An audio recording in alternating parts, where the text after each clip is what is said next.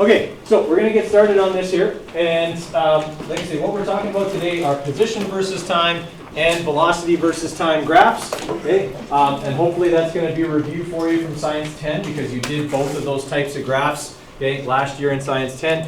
So we're just going to quickly review what we can read from those kind of graphs, what we can calculate from those kind of graphs, review like y equals mx plus b, slope calculations, okay, all of that kind of stuff. We're going to be reviewing all of that today. So the key points, understand what information can be read from those two types of graphs, and understand that graphs and equations from kinematics show the same information in different ways, okay, and that those equations do that because they are derived from graphing. So we're going to look at how y equals mx plus b translates into some of the formulas that are on your formula sheet. And I gave you guys those on Friday, right?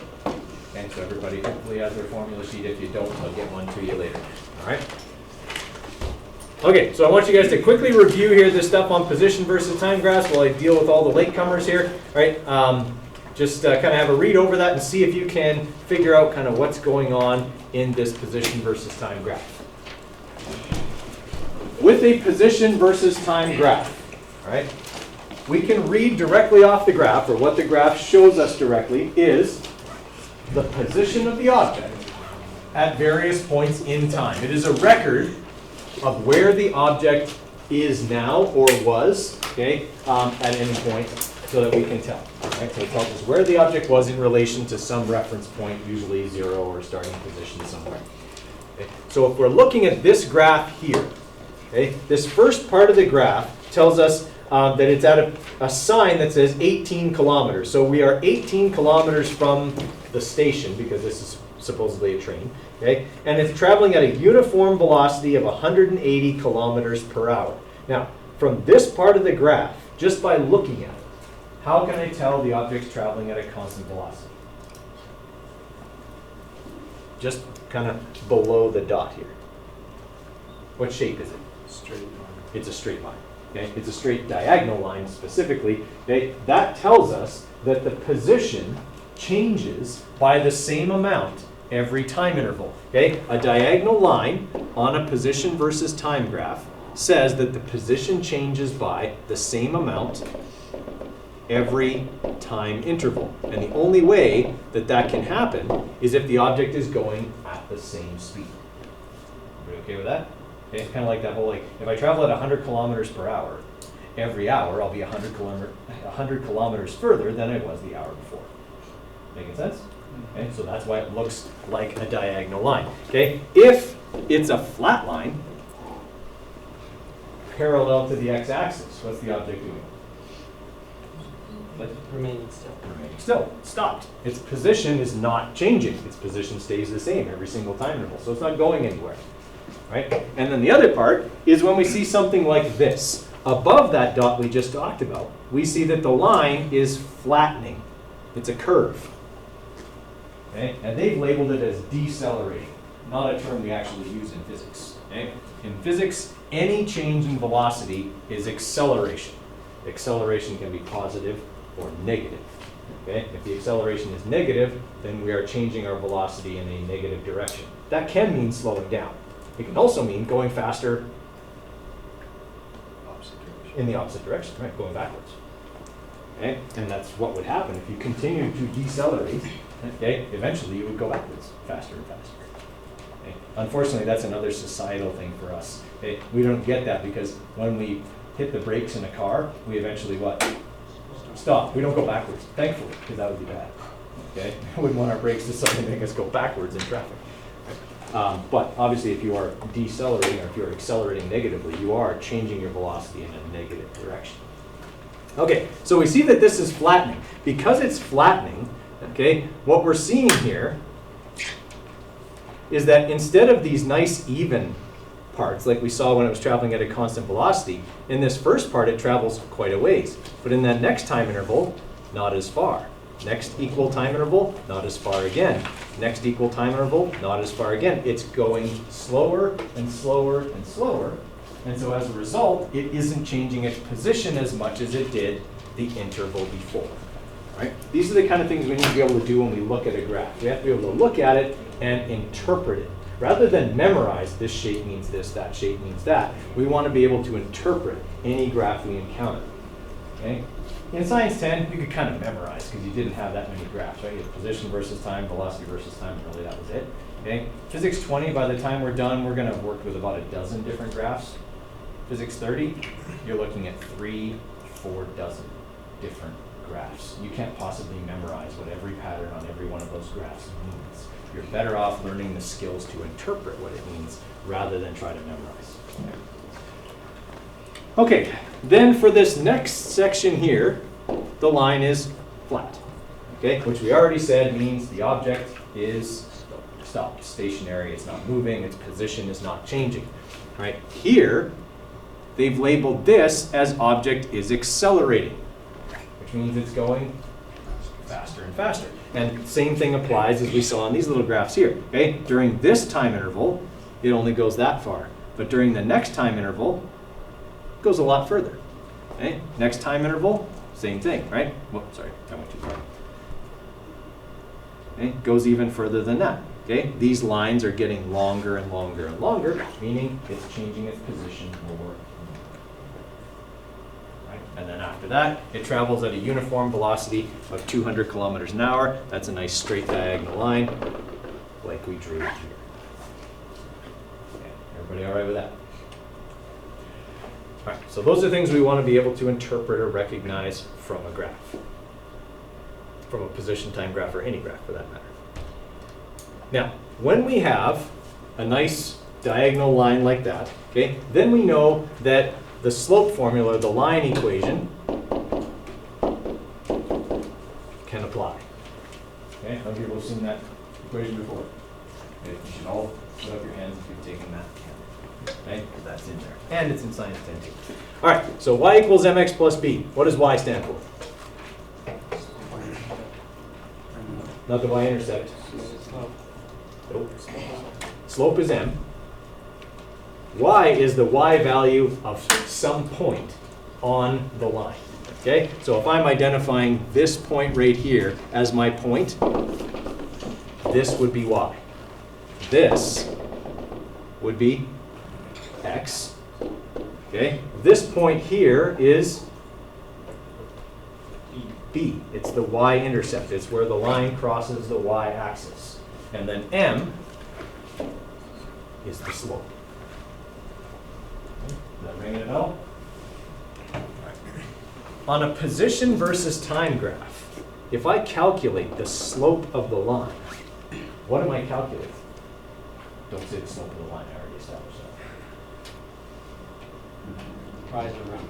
Okay, that's rise over run equals slope, yes, but what does it represent? Sorry, maybe I should have said it that way. What does the slope represent? Acceleration. Not acceleration. On a velocity time graph, yes it would. Speed or velocity, yeah, depending on whether I'm dealing with scalar and vector quantities. Okay, so most of the time on a position time graph, it would represent velocity. Okay, now the reason for that is this. If I manipulate this equation to solve for slope, okay, I'm going to subtract b from both sides. So I'll have y minus b, and then I would divide both sides by x. That'll give me m. That'll give me the slope. Okay, so that's manipulative. Everyone follow what I did there? Okay. Now, y and b are both what on this graph? The y-axis. They're on the y-axis. And what's on the y-axis in the position versus time graph? Position. Okay? So y and b are both positions. Okay? In fact, this would be my final position, and this would be my initial position.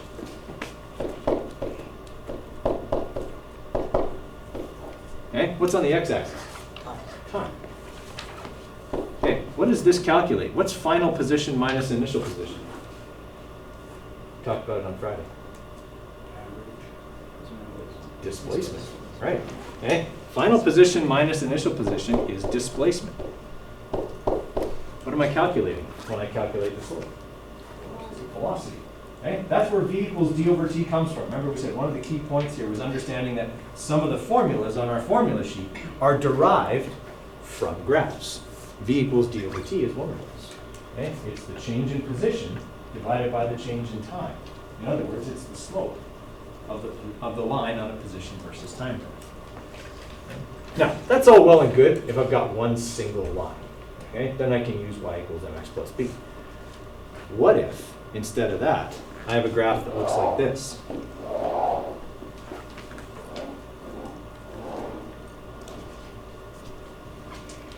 Okay, so on this we've got position in meters, okay, time in seconds,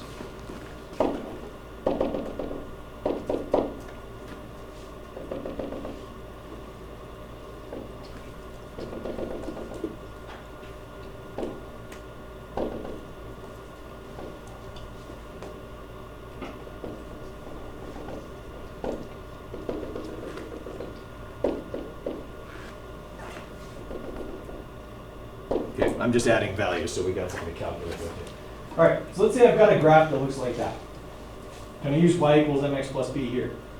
I don't have a single line. I don't know what the y-intercept is. I don't know what y and x are because this line just goes all over the place. Okay? If this question asked me calculate the velocity, I'm not doing it the way I just showed you with the other graph. But can I still use this formula? Yes, I can. I just have to calculate the displacement in a different way. Okay? What's my initial position? 0. What's my final position? -4. Okay? And that takes 13 seconds. So I go -4 over 13. I'm still calculating the average velocity.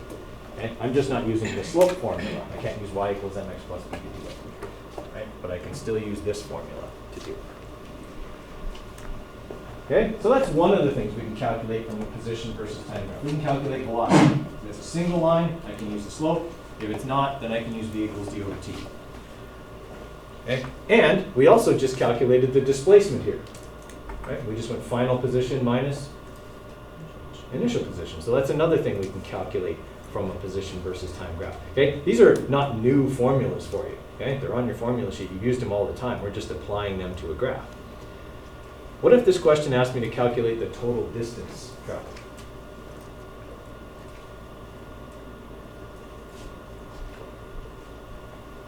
How would I do that? Can we find the area underneath the line? Again, if it was a velocity versus time graph, yes, I would. See, that's the danger of memorizing, right? Is we memorize and then we think, oh, which graph was that for? Okay? You would just add up the distances, you went up, and then the distance went down. Exactly. So total 10. Okay, so we would just add them up because distance is scalar or vector? Scalar. It doesn't care that we went backwards, it just cares how far we went. So I look at this and I go, okay, in this section right here, I went 3 meters. How far did I go here? 0, because I wasn't moving. Okay, and from here I went from +3 to -4. How far is that? 7. Okay, and then here I was stationary again. So 3 plus 7 is 10 meters. Okay, so again, rather than memorizing it, what I want to do is look at the graph and say to myself, how do I figure this thing that it's asking me out? So I looked at the graph and said, this graph is showing me where the object is. I can use that to figure out how far it goes by looking at the position, initial and final for each section. And from there, I'll calculate distance. Okay, we want to treat all graphs like that. Every graph we look at, we want to go, okay, I need this from this graph. How can I get it? Rather than memorize, I get it this way. Okay, because that's when we're going to do something dangerous, like apply it to the wrong graph. Okay, apply what we memorized to the wrong graph.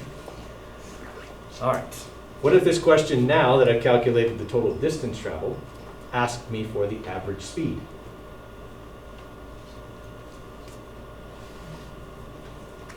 You put 10 over 13, and that will give you the speed. Yeah, exactly. Okay, I'll put 10 over 13 because speed is total distance divided by total time. We just said the total distance was 10 meters, total time was 13 seconds, and we would have our average speed over the whole trip. Okay, so those are typically things I would have asked you to do in my Science 10 class. Okay, I would have asked you questions like that from a graph. Okay. Questions so far on the position versus time stuff?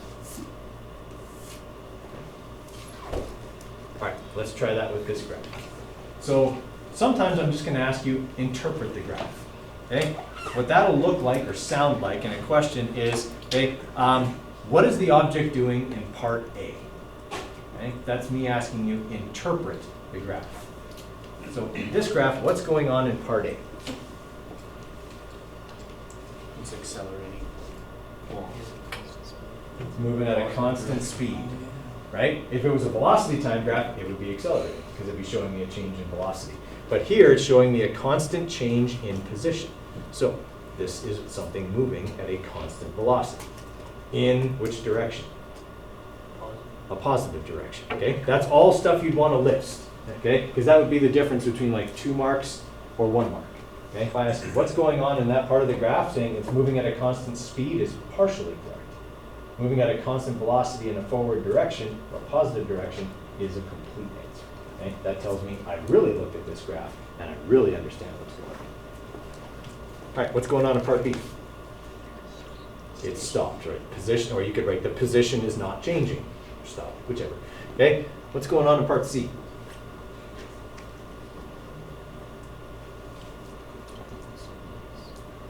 Going at a constant velocity backwards or in a negative direction. Okay? In fact, it goes past where it started, okay? And continues to go past that in a negative direction. Right? So this is a constant velocity in a negative direction. Part D, it stopped because the position is not changing. Right? Where is the object going faster? E or F? E. How do I know? It's steeper, right? Okay? It's steeper, and if I remember, velocity is represented by slope. Okay? So the steeper the slope, the faster it's going. Okay? This is all interpretation of a graph. Okay? It's an important skill. All right, I want you to calculate a couple of things for me from this graph. I want you to calculate for me the average velocity to time 18 seconds.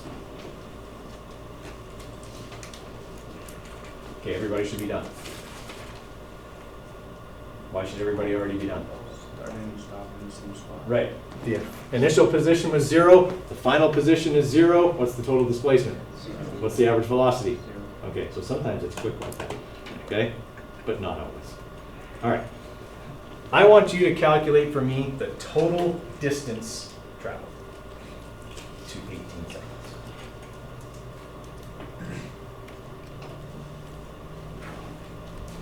Give you a minute on that. So, quick review here. If I want to calculate average speed, then I need total distance and total time. So we calculated the total distance by figuring out how far it went in each section. 6 meters, 16 meters, another 10 meters for 32 meters. Okay? Then if I want to calculate average speed, I take my total distance, divide by the total time. Okay? So that's going to be 32 meters. And we said the trip ends at 18 seconds. So 32 over 18 is going to give me, what, like 1.8 or something like that?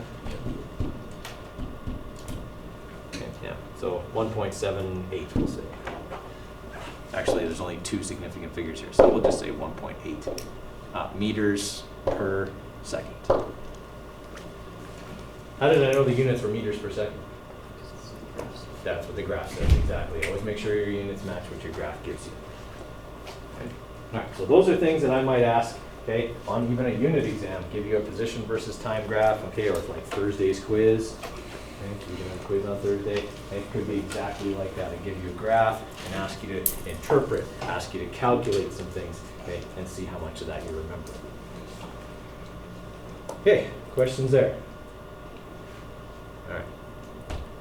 Now, sometimes we get crazy graphs, okay, and that would be like on the bottom here. But I want to talk quickly about the importance of the graph on the top and what it shows. Okay, what this graph shows is the importance of this part of the V equals D over T formula. Okay, average velocity is total displacement divided by total time. Okay, because what I often see is a very common mistake. When I ask, calculate the average velocity over this trip, people take the velocities they have, they add them together, and they divide by 2. Okay? Because your whole life you've been taught that's how you calculate averages. And it is. When the things you're averaging all represent equal parts of the whole. Okay, so there's like 28 of you in here. Okay, so if I want to calculate the class average, I add all 28 scores together and divide by 28 because you each represent an equal part of the class. Okay, in a trip like this one, this object travels at 50 kilometers per hour for 2/3 of the trip, and then travels at 100 kilometers per hour for the last third of the trip. When I calculate the average, I don't want to go 100 plus 50 and divide by 2, because that's saying it traveled at those velocities for equal halves. Is this equal halves? No, it went much slower for much more of the trip than it went faster. Okay? By doing this, I weight the average in favor of the longer parts of the trip. Okay? It does it for me automatically. Right? So I would find, right, the whole trip was 2 kilometers, and that took 0.03 hours. I would divide total distance by total time, and I would get 67 kilometers per hour. Okay? Everybody all right with that? Whereas if I add 150, I get 75. Not the same. All right, looking at this position versus time graph here. Okay, again, just interpretation. What's going on in this first part here? Constant speed in forward direction or positive direction. Okay, they didn't give me a direction on here. All right, and then for part A, or for this part here, stopped. Okay, what's it doing here? Speeding up. Speeding up. Yeah, it's accelerating here. Line's getting steeper. I was stopped at the beginning of that section, right? So even though it looks like it's going downwards, it is, but that's because I'm speeding up in a negative direction, right? So I'm accelerating probably till about like here, and then I've got a fairly straight line till about there, and then it starts, yeah, slowing down again, right? Or accelerating in a positive direction is how you slow down if you're going backwards, okay? And that's what it's doing here. The line flattens.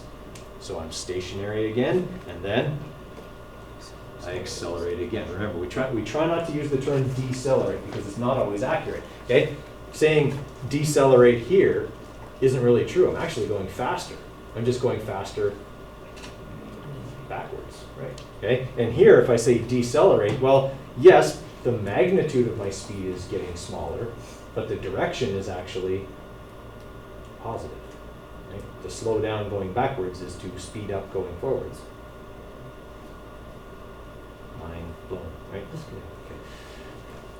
All right, so those are the kinds of things that you might encounter, okay, on any type of unit exam or quiz type question.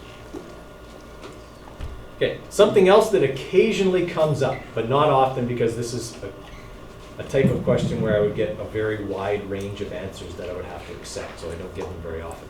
Okay, in this particular graph, okay, what's going on here in part A? To about here. It's accelerating, right? It's going faster in a positive direction, right? After this point right here to this point right here, the object is? No, it's curved. It's right, it's accelerating, but it's accelerating to a, yeah, it's slowing down, and in fact it's going to stop momentarily, and then it's going to accelerate negatively, okay? And then when we get down to this part of the graph, what's it doing again? Slowing down, right? Because the line is getting flatter and flatter, okay? The line's getting flatter, okay? Then it's going slower and slower. Again, that same logic applies here, okay? In this part of the graph, because it's a position versus time graph, in these first 2 seconds, I only change my position by that much. But in this 2-second interval, I go a little further. Okay? And in this 2-second interval, even further, and so on and so on. It's going faster and faster. The opposite is true here. Okay? That's a small time interval, okay, a small change. This is a bigger change, so I'm going slower and slower. Okay, occasionally, a question might say, what's the instantaneous velocity at this point in time? Okay, not very often, but occasionally a question might ask that. All right, well, instantaneous velocity is different than average velocity. Okay? If it asks, what's the average velocity from 0 to 10 seconds, I would just take the change in position, 6, and divide it by 10, and I'd be done. But the question's asking, what's the instantaneous velocity at point A? So right here. How am I going to do that?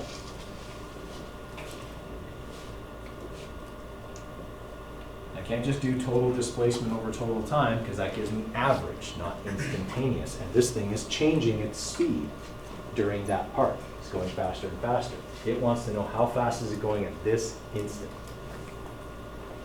Are there specific values for that time and displacement here? Yeah, in a way, I would want specific values for that instant. You use your triangle you have there? Yes, I would use the triangle that's drawn on there, right? Remember, the slope of a line on a position time graph represents Speed. or velocity, yeah. Okay, so here's the problem though. A curve is not a line, right? How do I calculate the slope of a curve? The slope of a curve is always doing what? It's always changing. Okay? So in order to do that, I have to explain to you the only thing I understood in university calculus. It's first day. After that, I understood nothing. Okay? I only passed because I memorized the examples in the textbook and wrote them down on the final exam and got part marks for method on every question. That allowed me to get the class average, which allowed me to pass, of course. I didn't get in. I don't recommend that as a method for success, by the way. It just happened to work because I had a class full of really dumb people like me. I just happened to figure that part out. Okay. All right, so what I want to do is I want to calculate the slope of the curve at this point.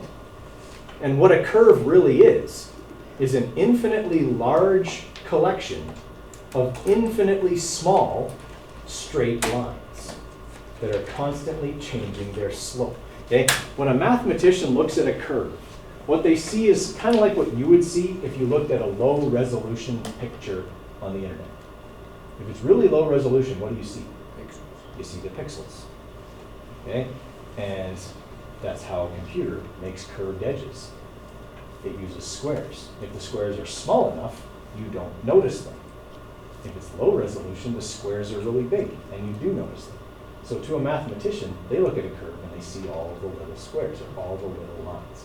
So all we want to do is calculate the slope of the line that exists here at point A. The problem is, I just said a minute ago, it's infinitely small. How am I supposed to get y and x and b, okay, from something that doesn't touch any of those things and it is so small I can't even see it? The answer is, I cheat. I make it longer. Okay? If I can draw a line that's parallel to that little infinitely small line, they'll have the same slope because they'll be parallel. Okay? So that's all I do. I draw a line that's parallel. I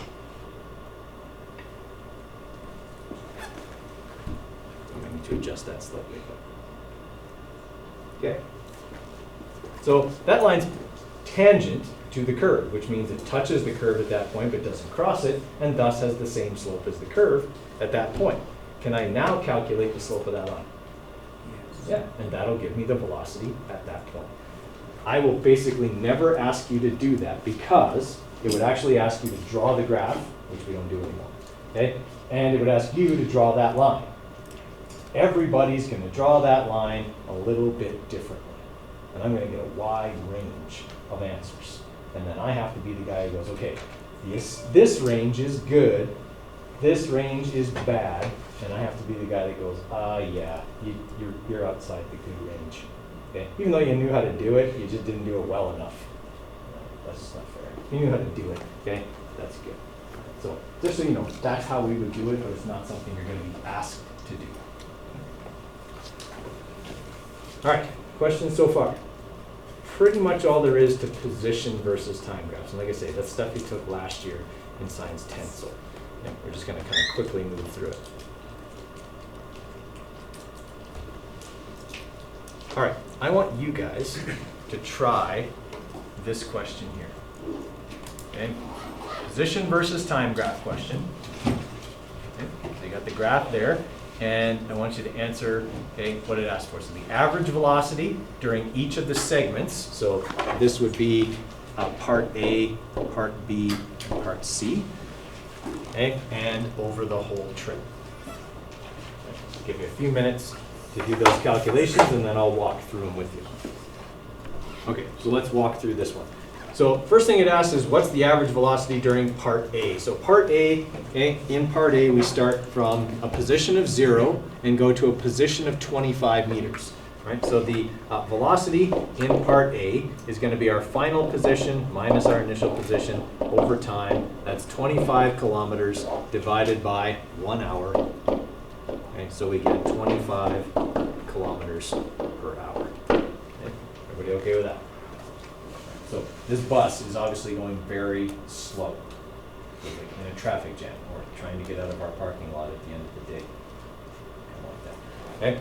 All right. So in part B, all right, we got to do the same thing. What's the average velocity in part B? So in part B, okay, we start at a position of 25. So that's our initial position, and our final position is 33.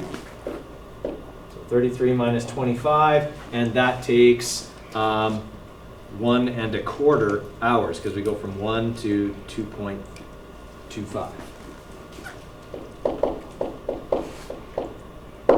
Okay, so we got 8 kilometers divided by 1.25. That should give us 6.4, positive 6.4 kilometers per hour. And actually, I should have a positive on that one as well.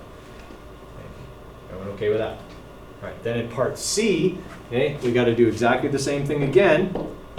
Our initial position is 33 meters, because that's where we ended part B, and our final position is, looks like 27. So 27 minus 33, and that takes another 1 1/4 hours. Right, it goes from 2.25 to 3.5. All right, so I get a negative number here. I get negative 6 kilometers because it backed up. Okay, and that's over 1.25, so that should give us our negative 4.8 kilometers per hour. Okay, and I would write on this one for my directions positive and negative, because that's all they gave me in the question. Okay? If the question had a graph that said this, position in kilometers, and then it said north, how would that change what I wrote? Instead of writing positive 25 kilometers per hour, I would write 25 kilometers per hour north. Instead of negative, I would write south. Okay, so we always have to make sure our direction matches what's in the question. Okay, and the last thing it wanted was, what's the average velocity over the entire trip? Right, well, average velocity over the entire trip, okay, initial position was 0, final position was 27, so we take our 27, our total displacement, we divide that by 3.5 hours, right, and that should give us our average velocity, which is 7.7 positive kilometers per hour. Okay, everybody all right with that?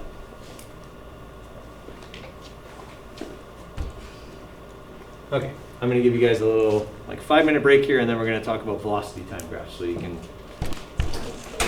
Velocity versus time graphs. Okay, similar to position versus time graphs, instead of telling us where the object is, it tells us how fast and in what direction the object is going at various points in time.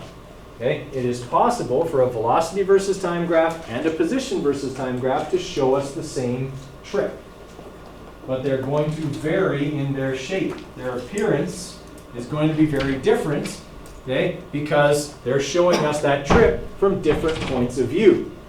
Okay? An example of that could be if I watch somebody throw a football from ground level, I see the football do this because I'm looking at it from the horizontal dimension. If I've got a drone flying over top of the ball when it's thrown, I only see the ball do this, because from above, I can't see it change its position vertically. Okay? So even though both the drone and the person on the ground see the same trip, the ball being thrown, it looks different because of their perspectives. Okay? Same with a velocity versus time graph and a position versus time graph. they can look at the same trip, but because they have different perspectives, it looks different to them. Okay? Right here are a position versus time graph and a velocity versus time graph of the same trip. Okay? Now, on the position versus time graph, we see a diagonal line, meaning the object is traveling at a constant velocity. Is that also what this graph is showing? Yeah, it's a velocity versus time graph showing that the velocity is constant. It's not changing. Okay? It's staying at some value, okay, for the entire 5 seconds of the trip. So they look a lot different, even though they're showing me the same thing. Okay? Now, just to prove that they're showing me the same thing, how can I calculate the velocity from this graph, from the position time graph? Yeah, or in displacement if I'm calculating velocity, right? All right, so my change in position is I start at 100 and go to 1400. So my change in position is 1300 meters, and that takes 5 seconds. Right, that should be 260 meters per second. All right? Is that about where that line is on that graph? Yeah, right? Because here's 250, here's 300, that looks like about 260 meters. Okay, now looking at this graph, we just calculated what the total displacement was, 1,300 meters. Can I calculate displacement from this graph? Well, I know how fast the object's going, right? I can read that off the graph. And I know how long it does that for. How do I calculate displacement from v and t? Multiply them, right? Because if I manipulate this for d, d equals v times t. Well, 260 times 5 should give me 1,300, right? And it does. And what I effectively did here was calculate the area under the line, which is something you probably memorized back in Science 10. Okay, the area under the line on a velocity time graph represents the displacement. There's why. Because you take, when you do that, the average velocity and multiply it by the time. All right, what if this graph, instead of being a flat line, looked like this instead? So we'll take it down to here. It's accelerating. Okay, now it's accelerating. Okay, we know it's accelerating because its velocity is changing from 100 to 400. Okay, and it's doing that over a 5-second interval. Right? What would the position versus time graph of that look like? Yeah, it would be a curve. Okay? It would do this. Instead of showing an object traveling at a constant velocity, it would look like that. It may not be exactly that curve, but it would have that general curve shape. All right. If an object is accelerating, okay, or changing its velocity, it is accelerating. Now, back in Science 10, you only had one formula about acceleration. And it looked like this. Okay? The average acceleration was the change in velocity of Vf minus Vi over t. Does that look a lot like this formula?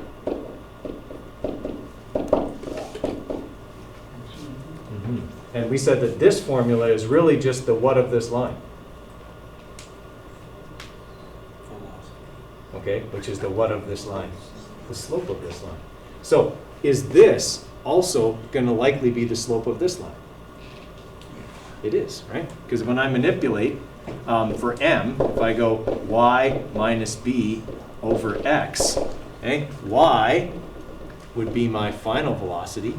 B would be my initial velocity.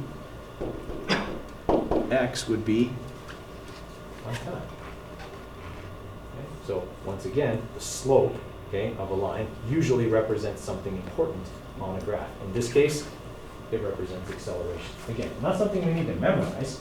We can do that and figure out what it represents.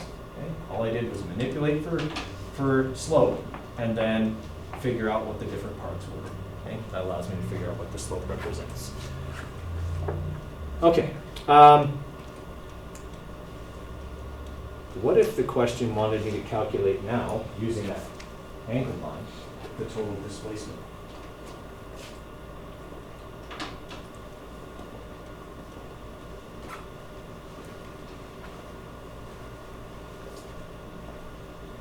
Okay? When it was a flat line, we said it's the area under the line.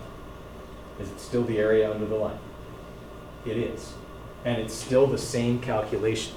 Okay? When we said a minute ago that when we calculated this area here, okay, that represented displacement, we said that that was taking average velocity and multiplying by time. Calculating the area under the triangle is the same thing. I want to take the average velocity and multiply by time.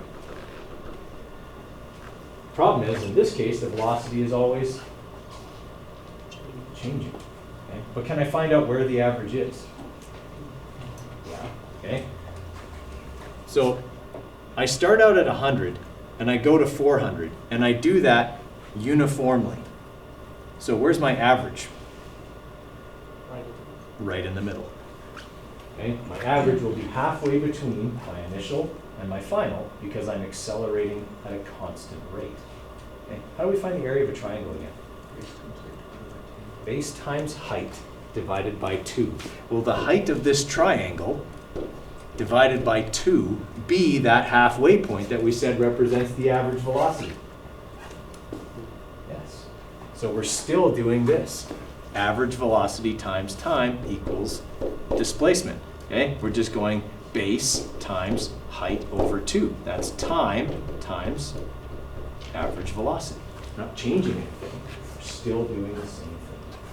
It just looks different because it's a different shape. But mathematically, we're still doing the same thing. Right? So that's where that idea comes from. Okay, when we get into acceleration, we start talking about all the new formulas that you're going to have for acceleration. There's a formula derived from a graph that fits with that one. Okay, but we'll get to that one another time. Okay, is that ringing a bell from Science 10? Okay, that's stuff that you would have definitely been asked to do back then. All right, so this is a velocity versus time graph of a person running a race. What do they start out doing?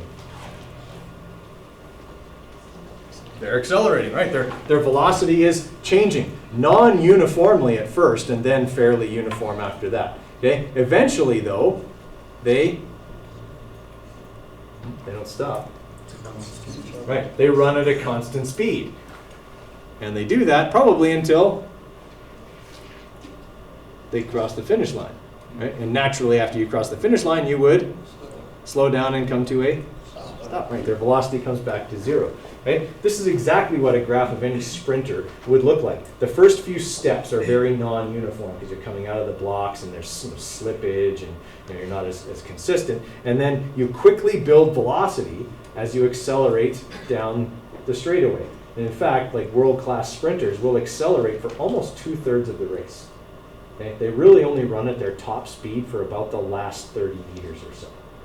Okay? That's why the guys that are the fastest, like Usain Bolt, if you ever watched him run in his prime, he was always catching up. Okay? Like he was a terrible starter. Okay? He would always be catching up, but because he had such long legs that once he got to his top speed, he was way faster than everybody else, and he would just reel them all in over the last 25 years. Okay? Like it would be awful to race against that guy, because you'd always be, where is he? He's coming. Okay? Because he just would. He was just so long and you can cover so much distance. Okay? Then when you get to the finish line, okay, obviously your velocity drops off when you come to a stop. Okay? That's what we're showing here. Because there comes a point where no matter how hard you run, you can't run any faster. Okay? The force you can exert balances off with the force of friction and air resistance and whatever else, and you just can't go any faster. Okay? You reach your top speed. Same thing happens if you jump out of a plane with a parachute. Okay? You jump out of the plane, you accelerate for a little while, but eventually gravity and air resistance balance, and you fall at a constant speed after that. What do we call that speed? Terminal velocity. Right? It's as fast as you can go as you travel through the Earth's atmosphere. Okay? You can go a little faster if you make yourself streamlined. Like if you've ever seen anyone in like the squirrel suits, right? They'll put their hands back and they'll go a little faster. If they do this, they go a little slower. Okay? Same idea. Okay, so things to remember about velocity versus time graphs. Obviously the values, the vertical values on the graph are velocities. Okay, we're reading velocity directly off the graph. Okay, we can calculate acceleration. This isn't on there, so you'll have to add it.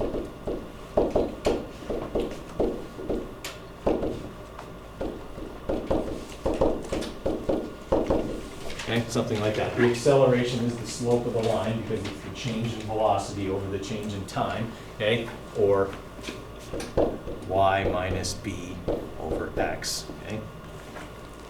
And then obviously we talked last year about the area under the line representing the displacement of the object, okay? And the reason for that is that displacement equals average velocity times time. Okay? And that's, again, not something we want to memorize, it's just something we want to be able to interpret, okay, and get from the graph.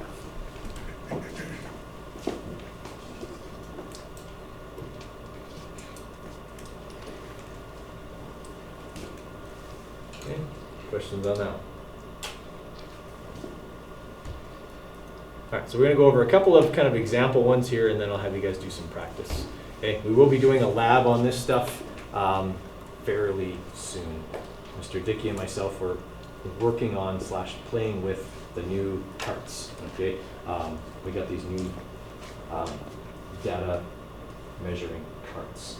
So when you run them, they actually send their position, velocity, acceleration data directly to your phone via Bluetooth, and they are super accurate. Okay, okay, picture two like really nerdy guys, and they've got this thing that measures stuff really accurately, and they're like just playing with it, like we were excited, like giggling. That was really cool. So yeah, you just have to understand that we're nerds, and we can accept that. That's who we are. Okay, and so we're super excited that these new really expensive cards that we bought, they're like $500 each. Yeah, it's ridiculous. But they work really well, so they're totally worth it. Okay, then we're going to be using those. You break it. Okay, so let's say we've got this velocity versus time graph here. Okay, it's a snowmobile, okay, and this is its velocity versus time graph. So we want to calculate the snowmobile's average velocity during each part, and then we want to calculate the overall average velocity. Okay? So in this first part, what is the snowmobile doing? It's accelerating. It is changing its velocity from 0 to 40. So its average would be 20. Right? If it's going from 0 to 40, half the time it's going slower than 20, and half the time it's going faster than 20. It's uniform, so the average is always halfway up. Okay? What's going on in this flat part here? Constant. Constant velocity of 40. Would that also be the average for that part? Yes, since it's constant, that will be the average. Right? And in the last part here, we accelerate from 40 to 80. So during that last part, our average would be 60. Okay. If I want to calculate it over the whole trip, then average velocity equals total displacement over total time. How am I going to get the total displacement? From the area underneath the line. Okay, so during this first part, I'm going to take the average velocity, which I already calculated, and multiply it by the time. Okay, in other words, base times height divided by 2. All right, so I'm going to have 20 times 20, which is 400, over 2. Okay, so in that part, it goes 200 meters. In this next part, it travels at 40 meters per second for 30 seconds, which means it goes 40 times 30 is 120, right? No, that's not, that can't be right. 1,200. 120. 1,200. I shouldn't do math in my head. That's the lesson I gotta learn. Okay, and then under this part here, I actually have two shapes. I've got this part where it's accelerating, but I also have how far it would have traveled if it stayed at 40. And I have to take both of those into account. That's something people often forget. They just look at this part. Well, if I only calculate this triangle, that only calculates how far it goes while accelerating. It doesn't take into account that when that part started, it was already going this fast.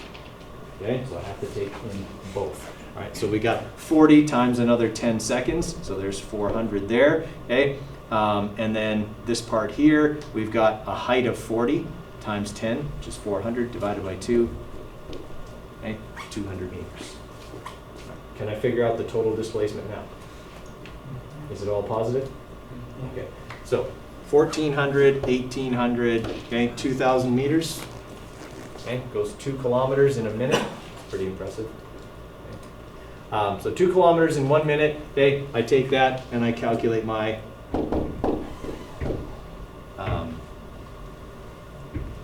oh, this is in seconds. Why do I have something in hours here? This should have been. Okay, doesn't matter. We'll make it meters and seconds because that's what it is up here. Okay, divided by 60 seconds. Okay, so we're looking at 30 meters per second. Is that right? No, that's not right.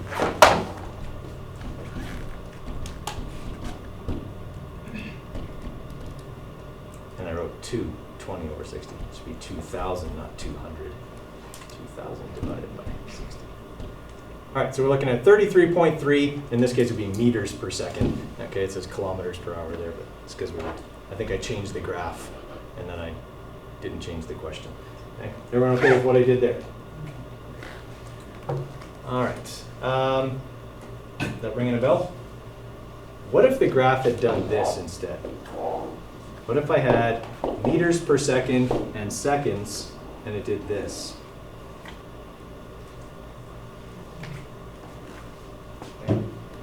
The area for this part of the graph here would be negative. Okay, and I have to take that into account. Okay? It could be that if these two parts, these two shapes are identical, the total displacement would be 0. Okay, so don't forget that you're dealing with vector quantities when you're doing this kind of calculation. All right, so for this example here, and you don't have to write this down, we'll just kind of walk through it. End of the school day, these two students say goodbye and head in opposite directions, walking at constant rates. Student B heads west to the bus stop, while student A walks east to her house. After 3 minutes, okay, student A is 300 meters east and student B is 450 meters west. Okay? Graph the position of each student on one graph after 3 minutes. All right, so what they're showing here is what that graph would look like. Okay, east is positive. That's what the graph is showing here. So this would be the person walking east. This would be the person walking west. And we can see that this line here is steeper than that one because that person's walking faster. Okay, obviously they went further in the 3 minute period. Right? If I wanted to calculate their velocities, then I would just take that total displacement, negative 450 divided by 3 minutes, and I would have their velocity in meters per minute. Not that anyone ever uses that as units, but that's what I would have. Okay, everybody all right with that? That's pretty simple stuff. Okay. So looking at this one here for graphing, okay, these different animals here. Okay, so a wildlife biologist measures how long it takes 4 animals to cover a displacement of 200 meters. Don't ask me how they did that. Okay, but they did apparently. Okay, it says here that the elk took 10 seconds, right, to go 200 meters. That's roughly twice as fast as the world's fastest human can do it. Right, so elk are pretty fast. Okay. Coyotes, 10.4 seconds, also pretty fast. Okay, you're not going to outrun one of them. Grizzly bear, 18 seconds. To give you some idea, okay, the world record for the 200 meter is not that fast. Okay, and picture when a grizzly bear runs. They don't run on a rubberized track. Okay, they run through the bush. They just break trees. Okay? Like if you've ever watched a grizzly bear run through small trees, they literally break them off. Okay? Yeah, you are not going to outrun a grizzly bear. Don't try. Okay? Walk, always hike with someone slower than you. You laugh, I mean it. Okay? If you're going to go hiking, don't hike with someone faster than you or someone who fights dirty. Because in either situation, you'll lose. They're either faster than you or they'll kick you in the knee and run.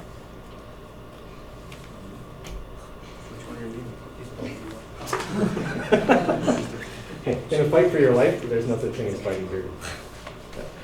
Okay, And then a moose, obviously 12.9. If you've ever seen a moose run, it looks really like uncoordinated, but they're actually really fast. They've got really, really long legs. Right? So the graph of these things here looks like this. Obviously, the elk and the coyote would be these two here because they took the least amount of time to reach that 200 meters. This would be the grizzly bear, okay, the slowest of them, and then this would be the moose right here. Okay. All right.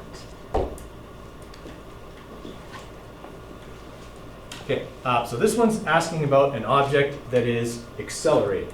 In this case, it's slowing down. So it's an ATV approaching a river crossing. Incidentally, we're not supposed to drive an ATV across a flowing water body in Alberta. It's illegal. Okay? You can get a really big fine for that. So don't do it. Okay? So this person is coming up on a river and realizing they're not supposed to do that, and so they're slowing down. Okay? So we see that at time 0, their position is 0. At time 1 second, it's 13.5. At time 2 seconds, it's 24. Did they go as far? No. Okay? At time 3 seconds, it's 31.5. Even slower. Okay? And so that's why we get a graph that does this. It's a flattening curve because they are essentially coming to a stop, and the graph has to become flat when we're stopped. That's what a position versus time graph looks like when we're stopped. So that's all that's showing. Okay? I think that's just things we need to recognize. If I throw a picture of a graph in the multiple choice section of a unit exam and I say, here's a position time graph, what's happening in this graph? Okay? You've got to be able to look at it and go, that object's slowing down. Okay? Be able to interpret. Okay. And we'll skip that one. All right. I want you guys to do those two calculations there if you can. Okay. All right, so I want you to find the total displacement. It's a velocity versus time graph. Okay, and the average. We'll talk about average acceleration. I want you guys to calculate the total displacement. I'll go over average acceleration here in a minute. All right, let's quickly have a look at how we would solve this one. All right, so what I basically want to do is break this graph up into shapes that I can easily calculate the area of, because those shapes also represent the different types of motion that are going on in the graph. Okay, so for this first rectangle that I've drawn here, that's while the object was traveling at a constant speed. Okay, that constant speed was 3 meters per second. It did that for 4 minutes, which I would have to convert to seconds. I don't know if everyone caught that on the graph, but you would have to do that. Okay, so we would have 3 times 240 seconds. All right, so that area is going to be 720 meters. Okay, and then here's the other two types of motion. This rectangle represents how far it would go if it traveled at 1 meter per second for 6 seconds, or for 6 seconds. Sorry, that's 6 minutes. Okay, so it's 360 seconds, so 360 meters. And then I would have this triangle, which represents how far it goes while it's slowing down. Okay, average velocity during that part, it goes from 3 to 1, so the average is 2, right? Which is half the height. Okay. So we've got that happens over 1 minute. Okay, and so we're going to have 1 times the height over 2, so 2 over 1. So 1 times, so we're looking at 60 meters in here, I think. Is that right? All right, so our total displacement here is 1,240 meters. Sorry, 1,140 meters. I shouldn't add in, I think I'd learned that by now. Plus 360 plus 60. I should add in my head 140. Okay. All right, so just calculating the area under the line, because that represents average velocity times time. The last part here, before we run out of time, is acceleration. Okay? It wants the acceleration over the entire trip. For that, I use the formula that I learned last year in Science 10. Average acceleration is final velocity minus initial velocity over time. All right, so my final velocity is 1. My initial velocity was 3. And that happens over 10 minutes, okay, which is 600 seconds. Okay? And so 2 divided by 600 is a ridiculously small number.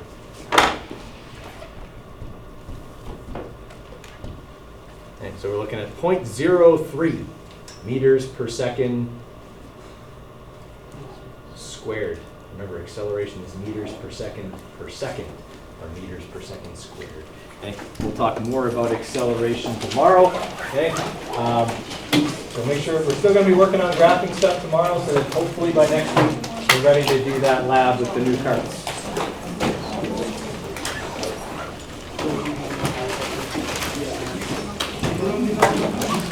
My goal is to get one session done